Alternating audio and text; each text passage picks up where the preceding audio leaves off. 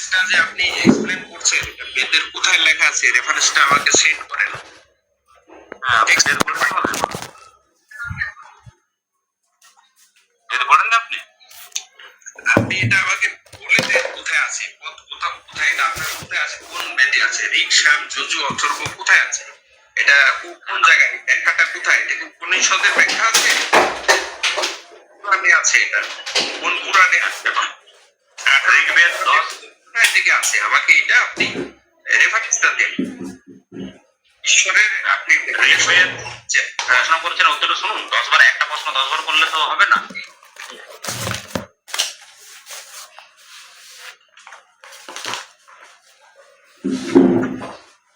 আপনি বলছেন বাইবেলের ধর্ম কথাটা নাই, ঠিক আছে, আপনাকে বললাম এখন আরো থাকবে আছে, কিন্তু আপনি রিলিজিয়াস মানে খ্রিস্টান ভাবে আমরা ধরলাম, আরো ধর্ম পুস্তক কথাটা লেখা আছে অনেকবার, হ্যাঁ, আইন বই, আইন বিষয় এখানেও লেখা আছে খ্রিস্টানদের একটা পথ, এটাকে ধর্ম না, কিন্তু এখন আপনি ধর্মটা মনে করেছেন এখানে এইভাবে সংস্কৃত এখানে চলে আসছেন, চলে গেছে, পালিয়ে গেছে।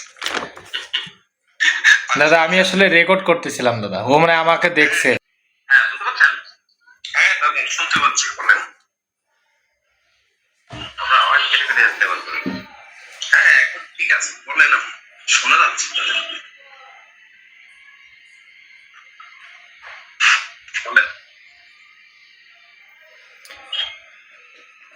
এখন আর কিছু বলবেন না মনে হয়। আপনি শুনতে পাচ্ছেন আমার কথা? হ্যাঁ হ্যাঁ আপনার আওয়াজটা কেটে কেটে আসতে পারবো করে। আমরা তো ক্লিয়ার শুনতে পাচ্ছি। আওয়াজটা একবার করে আসতে ও এখন শুনতে পাবে না, এখন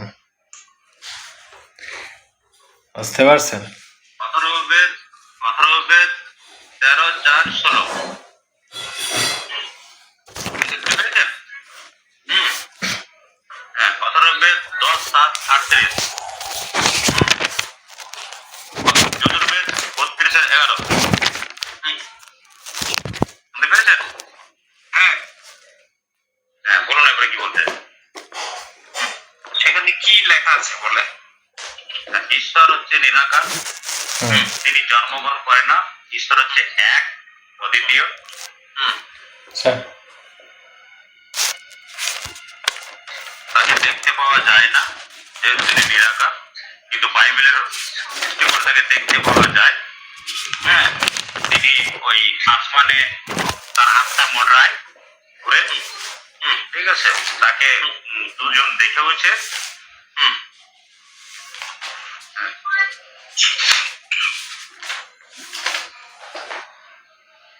আচ্ছা, আমি কি একটু কথা বলতে পারি এখানে? ইয়েস ইয়েস কথা বলুন, অসুবিধা নেই। ও আচ্ছা আচ্ছা, আপনি আছেন তাই তো? ভালো আছেন তো না? আপনার আওয়াজটা কেটে কেটে আসছে একবার করে। আমার আওয়াজ কি জেমস দা আপনি ঠিকভাবে শুনতে পাচ্ছেন দাদা? হ্যাঁ এখন শোনা যাচ্ছে ক্লিয়ার। আচ্ছা ঠিক আছে। তো আমি প্রথমত যে বিষয়টা ওনার কাছ থেকে শুনলাম, যে উনি বললেন যে ওনাদের ঈশ্বর হচ্ছে, হ্যাঁ আমি বললাম, হ্যাঁ আমি আপনাকে উনি বলছি, ঠিক আছে, বলছেন হ্যাঁ হ্যাঁ আচ্ছা শুভেন্দুই বলছেন, নেন আপনার নাম ধরে ডাকলে যদি খুশি হন তাহলে আরো ভালো। তো শুভেন্দু একটু আগে বলল যে ওদের ঈশ্বর হচ্ছে আলাদা, ঠিক আছে, এবং বাইবেলের ঈশ্বর আলাদা, আর তার ঈশ্বরের কোনো সাদৃশ্য নাই, ঠিক আছে। সে আমাকে কথা বলতে দেন, আপনি আমার কথা কেন বলতে দিচ্ছেন না? আপনি আমার কথাটা ভুল বলছেন, সেই জন্য আপনাকে একটু ধরে। না না না না না, আপনি যেটা বলছেন আমি তো বলতেছি, উনি বলছেন যে ওনাদের ঈশ্বরের কোনো সাদৃশ্য নাই, ঠিক আছে, উনি বলছে ওনাদের ঈশ্বরের কোনো সাদৃশ্য নাই, এগুলা বলছে তাই না? আর বাইবেলের ঈশ্বরকে মানুষ দেখছে। বাইবেলে ঈশ্বর শব্দ নেই। আচ্ছা থামেন না, আপনি যে এখনই তো বললেন কথাটা, আমার কথাটা তো শেষ করতে দেবেন। আপনি তো বললেন এখনই, আবার বলতেছেন বলেন নাই, আপনি যে এখনই বললেন। আপনি ভুল বলছেন। আমি কখনোই ভুল বলি নাই, আপনি এখনই বললেন যে বাইবেলের ঈশ্বরকে দুজন দেখছে, তারপরে হ্যাঁ উনি শুনতে চাবে না দাদা, ওনার সমস্যা আমি জানি, উনি ভয় পাচ্ছে, বুঝছেন, এটা হলো বিষয়, উনি শুনতে চাচ্ছেন এই কারণে। হ্যাঁ কথা বলছি না, আপনি হ্যাঁ একটু মানে উত্তরের জন্য আপনি চুপ করে থাকবেন, হ্যাঁ তারপরে আপনি আবার কথা বলবেন। সেইটাই। আপনি ভুল না না না, উনি শুনতে চাচ্ছে না দাদা, উনি হেরে যাওয়ার ভয়ে আগেই বুঝতে পারছে যে ওনাকে আমরা ধুতি খুলে দেবো, এই ভয়ে উনি শুনতে চাচ্ছেন আর কি, প্রশ্নটা কি ছিল? আপনার প্রশ্ন ঠিক আছে। আমি তো প্রশ্নই করি নাই, ও ও বলতেছে বলে প্রশ্ন করছে। কারণ কি, আমি তোকে আর্য সমাজের এই যে আমার হাতে, এই যে শোনেন, থামেন, আপনি থামেন। আপনি বাইবেলের ঈশ্বর নিয়ে কথা বলেছেন যে বাইবেলের ঈশ্বর, আপনার বেদের ঈশ্বরের আকার নাই, চতুর্বেদের রেফারেন্স দিয়েছেন আপনি রেফারেন্স দিয়েছেন যে আপনি একটু আগে বললেন না যে আপনাদের ঈশ্বরের কোনো মূর্তি নাই, বাইবেলের ঈশ্বরের প্রকাশ আছে, আপনি বলেছেন। হ্যাঁ, আপনি আমার সাথে কথা বলেন আগে, থামেন। আমি এই যে জেমস দা দেখছেন, ও আসলে কি ভয়ে দাদা আমার সাথে কথা বলবে না, বুঝছেন? আমি ওকে চিনি, ওর হইতেছে অনেক ভয় আমাকে, বুঝলেন? ও কোনোভাবেই পারবে না, কারণ ও হচ্ছে গোমূত্র খেয়ে কথা বলে, তো গরুর গো পেশাব খায়, এই জন্য ওর মাথায় বুদ্ধি নাই, বুঝছেন? এই জন্য চুলগুলো মাথায় উঠে গেছে সব। ঠিক আছে, এই জন্য ওর চুল উঠে গেছে মাথা থেকে। ঠিক আছে, আমি তো আপনার কথা বলতেছি, আপনার ঈশ্বরের কথা বলতেছি, আমি তো আমাদের এলোহিমের কথা বলতেছি না, আমাদের ইয়াওয়ের কথা তো আমি বলি নাই। আমি আপনার গডের কথা বলছি, আপনার ঈশ্বরের কথা বলছি, আমি তো আমার ঈশ্বরের কথা বলি না, আমার ইয়াওয়ের কথা আমি বলি নাই। আপনার ঈশ্বর হোক আর যে হোক, তাকে নিয়ে তো কথা বলতেছি আমি, তো আমাকে কথা বলতে দিচ্ছেন না কেন? আপনি ভয় পাচ্ছেন কেন? আপনি ভয় পাচ্ছেন কেন? তা আপনি উত্তর শুনবেন তো, আপনি ভয় পাচ্ছেন কেন? এত কাপুরুষ কেন? তো হ্যাঁ, এত ভয় পাচ্ছেন কেন? আর্য সমাজের লোকরা তো ভয় পায় কেন? আর্য সমাজের লোকরা কাপুরুষ কেন? হ্যাঁ, আপনারা গরুর গু খান, গরুর পেশাব খান, এই জন্য তো আপনারা জানোয়ারকে পূজা করেন, এটাই তো প্রমাণ। হ্যাঁ, ঠিক আছে, আপনারা তো গরুর গু খান, গু খান বলে তো কথা শুনতে চাচ্ছেন না। তা আপনি কথা শুনছেন না কেন তাহলে? আপনাকে তো বলতেছি, আমি উত্তরটা তো দিচ্ছি, তা আপনি উত্তর কেন শুনবেন না? তা আপনি বলতে দিচ্ছেন আমাকে, আপনি বলতে দিচ্ছেন আমাকে, আপনি বলতে দিয়েছেন আমাকে এখনো? আপনি তো বলতে দিচ্ছেন না, আপনি তো হইতেছে দয়ানন্দর ধরা খাওয়ার ধুতি খোলার ভয়ে আপনি কথা বলতে চাচ্ছেন না। ঠিক আছে, আপনার বাপের জন্মের সমস্যা আছে, আপনি যিশুর বাপের বলে লাভ নাই। ঠিক আছে, আপনি গোমূত্র খেয়ে আপনার মাথা চুল উঠে গেছে। ঠিক আছে, এটা হলো বড় সমস্যা। তো এখন আমি রেফারেন্স দিচ্ছি সত্যাত্ম প্রকাশের অষ্টম সমুল্লাস। ঠিক আছে, অষ্টম সমুল্লাসের পৃষ্ঠা হচ্ছে 154। সেখানে বলা আছে যে ঈশ্বর বলতেছে, এই দেখেন জেমসদা, দেখছেন, ও ভয়ের ঠেলায় কথা বলতে দিবে না, কারণ ও আমাকে চেনে। এইসব আর্য সমাজের এইসব লেংটি খুলে দেই আমি, বুঝছেন? এদের ঈশ্বরের কোনো না সাহস আছে না কোনো ইয়ে আছে। এই কুকুরগুলা সনাতনী কুকুর, এদেরকে মনে করেন যে ঝেঁটিয়ে একেবারে বিদায় করা দরকার, বুঝতে পারছেন? এরা হচ্ছে সনাতনী কুকুর, দয়ানন্দের পাঁচাটা কুকুর। ঠিক আছে, এটাই হলো বিষয়। আমি তো আপনার প্রশ্নের উত্তরই দিচ্ছি, তো আপনি কুকুরের মতো গেউ গেউ করছেন কেন? উত্তর দিতে দিচ্ছেন আমাকে? আপনি কেন কথার মতো কথা বলতেছেন? তাহলে চুপ করেন, আপনি চুপ করেন, আপনি চুপ করেন, তাহলে তো উত্তরটা দিব। বাইবেলে, বাংলা বাইবেল ঈশ্বর শব্দ আছে, নেন উত্তর দিয়ে দিলাম।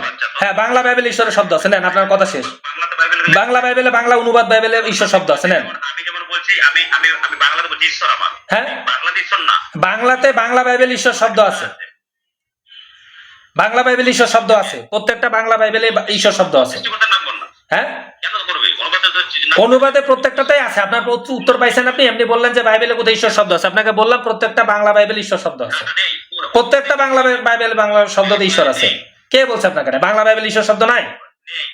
হ্যাঁ, কে বলছে আপনাকে নাই? কি প্রমাণ দেন আমাকে, বাংলা বাইবেলে ঈশ্বর শব্দ নাই, কোথায় লেখা আছে বলেন, বলেন। না না না, বলেন বাংলা বাইবেলে, আপনি আমাকে দেখান, আমি আপনাকে দেখাবো খুলে যে বাংলা বাইবেল ঈশ্বর শব্দ আছে। হ্যাঁ, আপনার অনুবাদে যুক্ত করি না, বাংলা অনুবাদে ঈশ্বর শব্দ আছে, আমি ডাইরেক্ট বলে দিয়েছি। আপনি বুঝতে পারছেন? আপনি বুঝতে পারছেন? হ্যাঁ, আমি বুঝতে পারছেন আপনি? আমি সরাসরি বলছি যে বাংলা বাইবেলে ঈশ্বর শব্দ আছে। আপনার এক কথায় এক দানে উড়াই দিছি, আপনার আর্য সমাজের এই চুটকি মেরে উড়াই দিছি এক দাবিতে। ঠিক আছে, একটা তুড়ি মারছি, তুড়িতে উত্তর শেষ।